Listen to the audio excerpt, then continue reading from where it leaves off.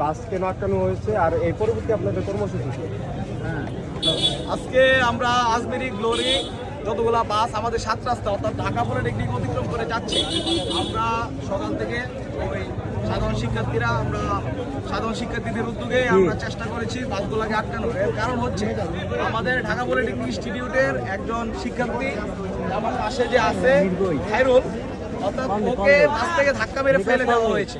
তার কারণ হচ্ছে সে স্টুডেন্ট, সে হাফ ভাড়া দেবে, অর্থাৎ অর্ধেক ভাড়া দেওয়ার কারণে তাকে বাস থেকে ধাক্কা মেরে ফেলে দেওয়া হয়েছে, তাকে বাসে তুলবে না। আজমেরি গ্লোরি বিগত দিনে আমাদের ইয়ারম্যাট, আমাদের ঢাকা পলিটেকনিকের শিক্ষার্থী এবং অন্যান্য বিশ্ববিদ্যালয় সহ বিভিন্ন শিক্ষার্থীদের সাথে তারা এরকম উদ্ধতপূর্ণ আচরণ করে থাকে, যা আমরা বিগত দিনে দেখেছি। আজকে যে ঘটনাটা ঘটেছে, বাসের একজন কন্ট্রাক্টর বা হেল্পার আমাদের ঢাকা পলিটেকনিক ইনস্টিটিউটের একজন শিক্ষার্থীর গায়ে হাত দিয়েছে।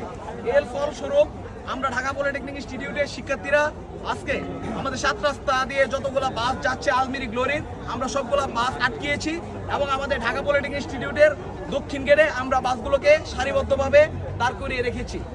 আমরা যতক্ষণ পর্যন্ত আমরা যথাযোগ্য বিচার বা আমাদের এই ছোট ভাইয়ের গায়ে যে হাত দিয়েছে এই যথাযোগ্য বিচার আমরা যতক্ষণ না পেয়েছি বা সুরাহা আমরা না পেয়েছি, ততক্ষণ পর্যন্ত আমরা ঢাকা পলিটেকনিকের সাধারণ শিক্ষার্থীরা আমরা বাসগুলোকে এখানে দাঁড় করিয়ে রাখবো এবং এখান থেকে নিয়ে যেতে দেব না।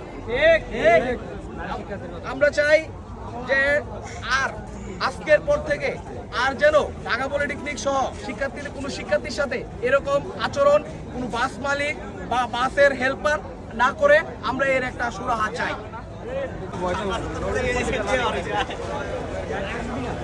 না